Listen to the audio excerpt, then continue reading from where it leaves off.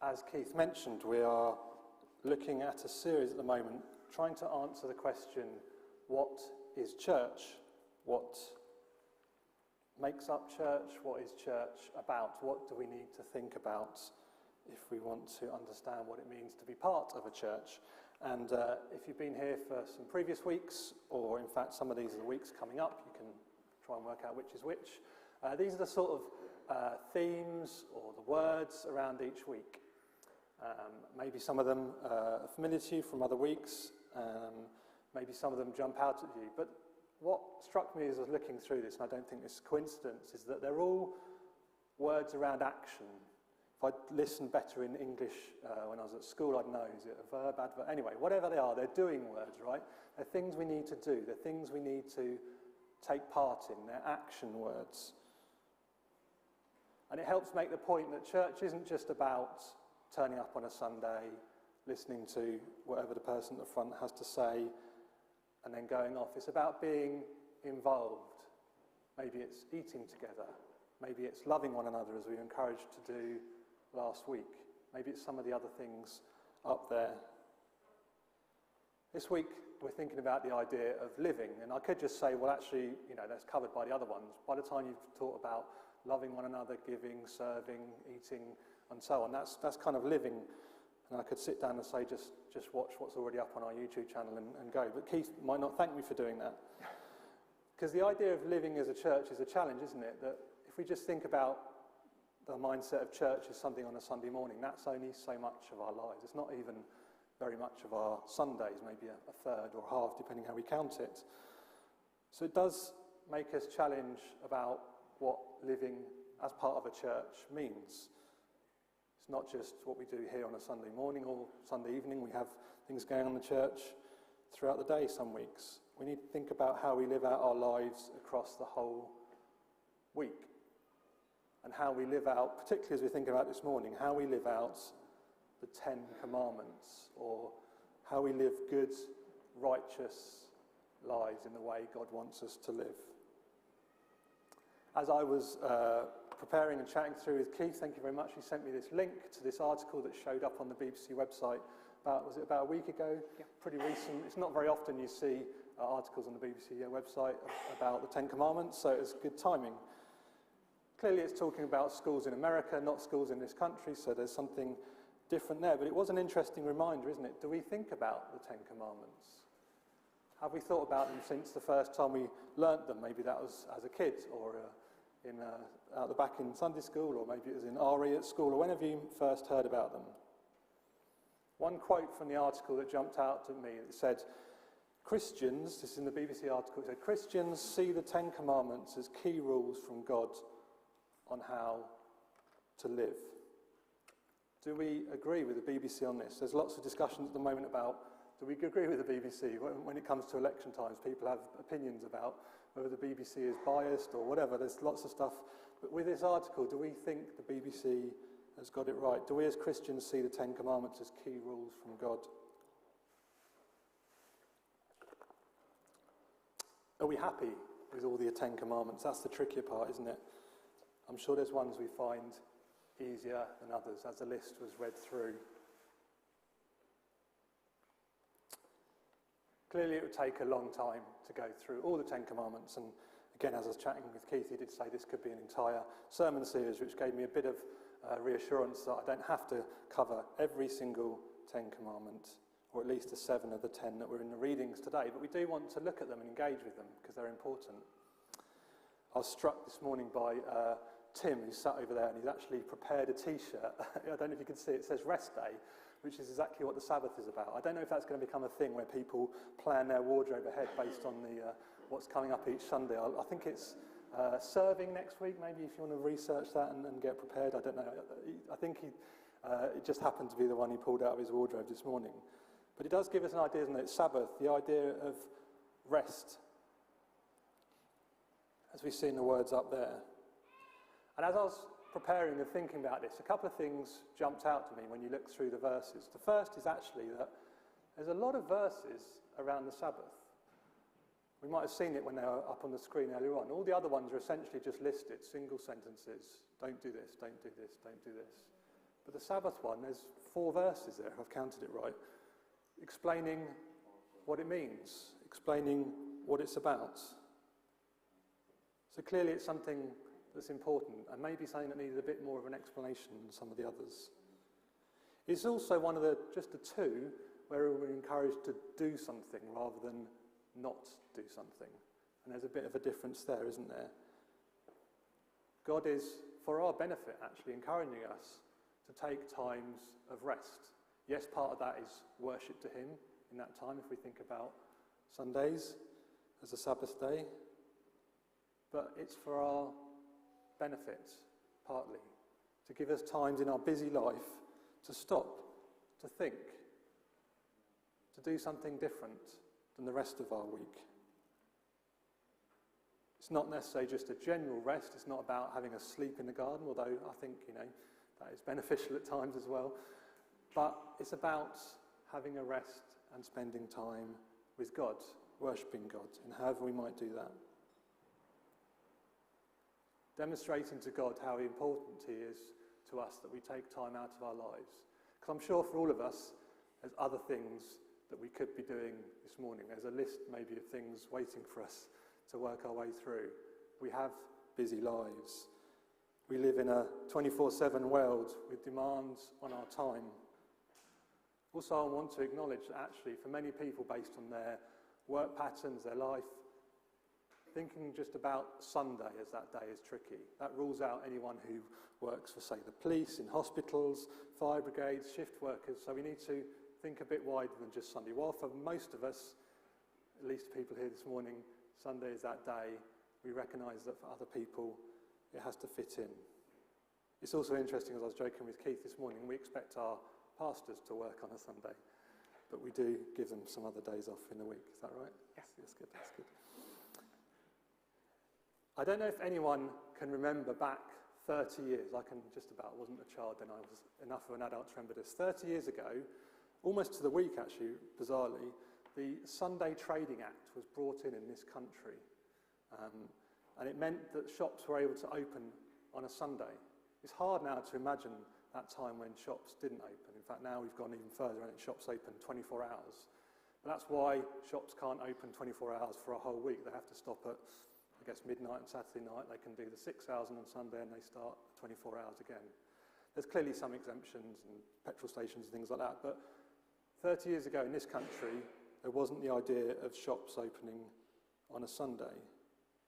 So even for some of us in our lifetimes, what Sundays look like has changed. And it's continued to change. We live in a world where, we don't even have to go to the shops now. We can get things delivered. Things are very different. So what it means to rest on a Sunday is different to think about through our lives. It might depend on the phase of life we're in. It's very easy for me to say, have a rest on Sunday, but it's not so easy if you're a family of young children. The idea of taking time for yourself to rest on a Sunday seems trickier. But let's not lose sight of the intent of what God's saying here. God wanted his people to deliberately carve out time of rest and worship. It might be here on a Sunday morning and evening, but it can also happen during the rest of Sunday. There's different ways we can do that, even throughout the week. We all have to try and follow this command in a way that fits with our lives. I think there's a bit of another challenge in there. Put your hands up if you've ever, currently, previously, helped out, served here at our church on a Sunday morning in any way. Not just on a rota, anything, any bit of serving. There's people here serving this morning who aren't putting their hands up. Okay, so there's quite a few people. So firstly, thank you for that. But put your hands up again, sorry, keep your hands up. Keep your hands up if when you've been serving here at church on a Sunday morning, it's always felt like a restful, relaxing time. Yeah, I thought so.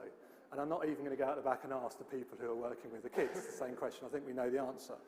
There's a challenge, isn't there? It's not always relaxing. If everyone was too relaxed about the Sunday morning, things might not go to plan. There's a lot of work that goes in from people arriving here at 9:30 to set up, to make things happen. The people who stick around at the end, it's certainly not restful being in that kitchen, running that dishwasher, cleaning up after hundreds of cups of teas and coffee. I can see some nodding going on there. We have to think about it, don't we? And it's great that people serve and give up their time, because otherwise this wouldn't happen on a Sunday morning. but maybe we need to carve out other times of our day. Maybe we need to think about times when we can get more of that rest and relaxation in between what we might be contributing to church on a Sunday. I don't know if you've ever read, probably in the Sunday papers, maybe not just The Guardian, I think pretty much every Sunday paper has this idea of a Sundays with, where they interview a celebrity and the celebrity tells them about their often pretty amazing Sunday. They get up, they go for breakfast in some fancy restaurant in London, they walk their dog in the afternoon. It's that kind of, so it's not a hard-hitting journalistic thing, but it does sometimes give you an insight into various celebrities. I'm not going to go through the ones here and show which ones I do or don't know, but there's, you get a mix of people, footballers, sports people, authors, TV celebrities, and so on and so on. I did check on the whole series, and there is a couple of people who mention about church. One is a vicar, which is quite handy, and another person who's a singer who mentions that not only do they go to church when they're a child, but they're still going as an adult. But mostly it's people talking about the various ways they spend their time of rest and relaxation on a Sunday. And I wonder if we were given the opportunity, we were interviewed by whoever the journalist might be, to say, what's your Sunday look like? Sundays with Matt Warren. It's a stretch for me to think that mine's going to be up there. But anyway, we can all think, what would our Sundays be like? And actually what I'd like to do is give us a couple of minutes to chat about it with each other. What do your Sundays look like? What does the idea of rest and relaxation mean to you? And maybe what do you think about the idea of Sunday and Sabbath? So in twos and threes, just a few minutes, what's your idea of rest? What's your idea of what does Sunday look like to you? Try and get a sense of everyone's in your group. Good morning. Good morning.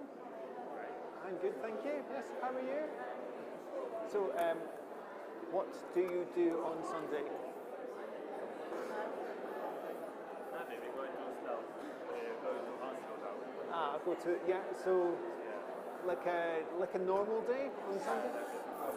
But you come to church in the morning? Yeah. I think now. In church? Yeah, so that's one way we mark it as God's Day by coming to church. Yeah. How do you spend Sunday, do you know? Yeah, what?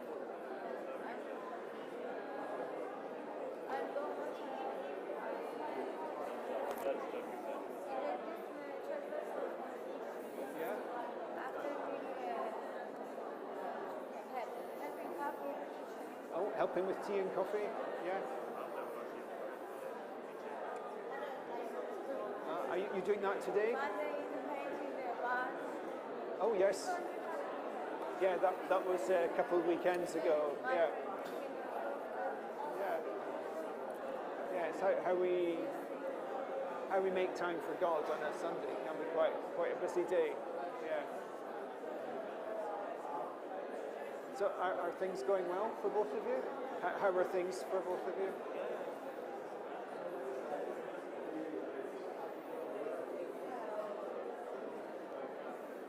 There we go. Maybe one more minute. If you haven't had a chance to share with the other person, switch over. One more minute to try and give everyone a chance.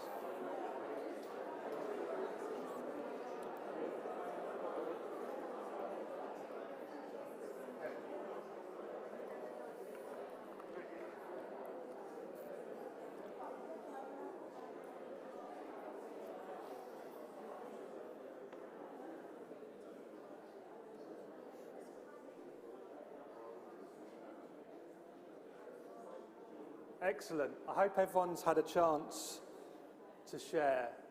And actually, it's a real nice blessing to stand up here, and not just because I didn't have to talk for a couple of minutes, but it was really nice to hear, because when we talk about being church together, that's part of what it is, isn't it? Sharing our lives, understanding. Maybe you got a better sense of what someone else's life is like, at least on a Sunday. Maybe you learnt some ideas about how different people like to relax, whatever it might be. Because if we want to engage with this commandment, I think there's two things we have to think about. And we can go too far either way. I need to get the right way around. If we go too far to this side, as you're seeing it, we can sort of say, well, I'm going to ignore that commandment. It's not for me. I have a busy life. I have many other commitments. That's for a different time. That's from the world where shops were shut on a Sunday, whatever it might be. And we can ignore the commandment and go too far that way. And not take deliberate time and rest on a Sunday or other parts of the week, if we want to broaden it up to that. But I think we can also go too far the other way. And the Pharisees, if you know these stories, there's a couple of times where Jesus and the disciples, Jesus heals a man on the Sabbath and the disciples are picking grains of wheat in a field on the Sabbath. And the Pharisees are essentially out to spot them doing something wrong. And in the Pharisees' mind, they've broken the rules of the Sabbath. And you can read at the end of Mark 2 and the beginning of Mark chapter 3 about those stories and see how Jesus responds.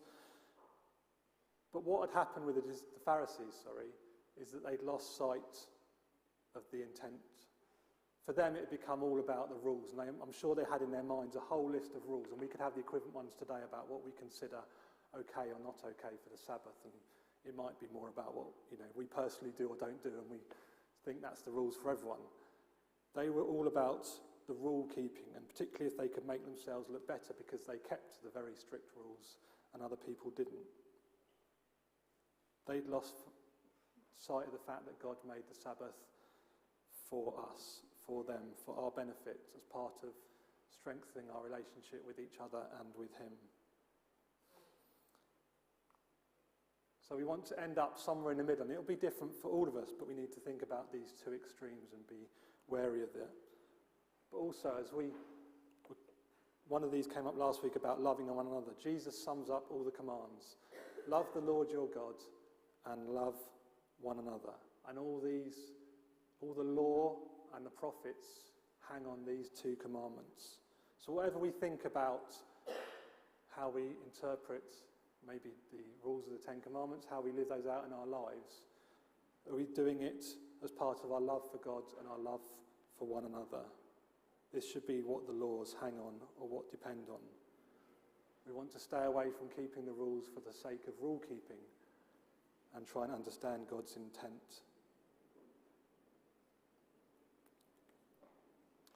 In this section of Exodus, there are a few more other rules, 6 commandments out of the 7. And things get a bit trickier. I'm not going to go through them all in depth, but I want to at least look at them and make us think about them, because again, they're part of the 10 Commandments. And maybe if we approach them and see what it says in Exodus, it's also in Deuteronomy and other places, we see the things like don't murder, don't commit adultery, and so on and so on. And we might think, yep, that's okay, I haven't done those things this week. But yeah, you probably wouldn't be here if you'd done the first one anyway. But when we think about what Jesus said on these, it's a bit harder, isn't it? And I don't want to guilt people into things, and I don't want to make us all feel bad about our lives, but Jesus has a challenge, doesn't he? He takes every one of these, almost in every example, and says, that's the law. I'm saying don't get close. That's the model of what Jesus is doing. So if the law is don't murder, he's saying be careful about if you're angry with other people.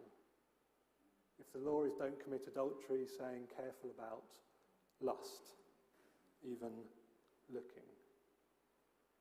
And he goes on, if it's don't steal, then Jesus gives the example of actually giving back something to someone, taking it even further.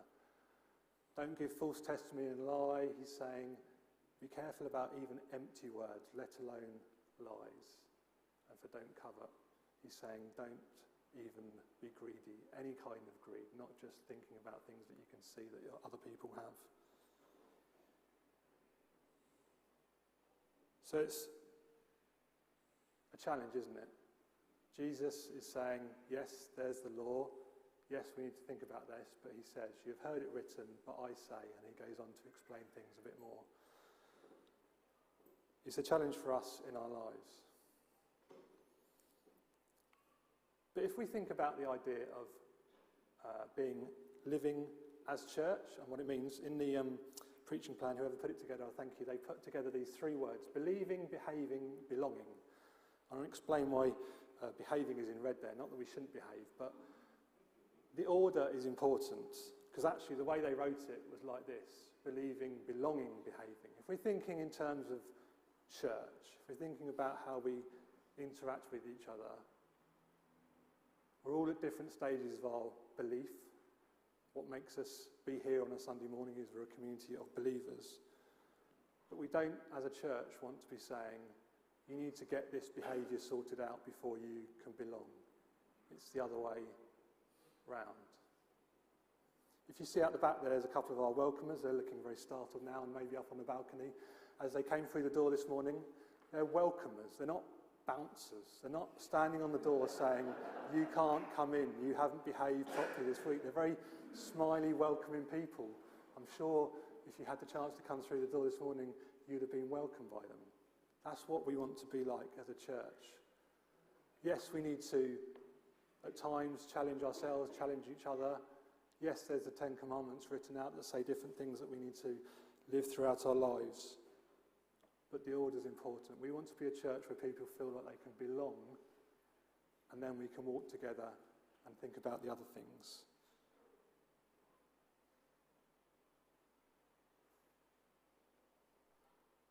So what's our challenge for this? How do we think about this, at the very least today, if we're thinking about that as our Sabbath and maybe on in our week? What's the idea around rest? How does God want us to live? Yes, there's some clear you must not commands there in the 10 Commandments, and we need to take those seriously. And maybe we've been challenged by some of those. Maybe some of those have jumped out at us in our lives, and particularly Jesus' challenge. But one thing I think we can all think about today, maybe not quite in a place as nice as this, on a hammock by the side of a lake, wherever this is. I don't think that's, looking over the River Thames or something. But the idea of rest and godly rest. And maybe one way actually is shown in this picture. One way you can appreciate God and worship him is looking at what he created, looking at the world he made, thanking him for that, thanking him for the beauty of nature, the fact that we can go to places like this, wherever they might be, and appreciate it. Maybe it's rest in another way. This is, as far as I can tell, this is someone sitting in a bed, having a nice cup of coffee, reading their Bible. Whatever way we want to engage with this on a Sunday, there's a challenge for us to think about. What does our rest day, as Tim's t-shirts I keep singing, what does our rest day look like? What does it mean to us? What is the day of Sabbath? God, our loving Father, cares about us so much that he made a command that benefits us. He wants our spirits to be refreshed as we take the time to rest and worship, as we take time out of our busy lives to show God how important he is to us. We just need to work out what it means for our lives, which might not be easy. May God bless you today as you go from here into the rest of today and whatever is going on in your life this week.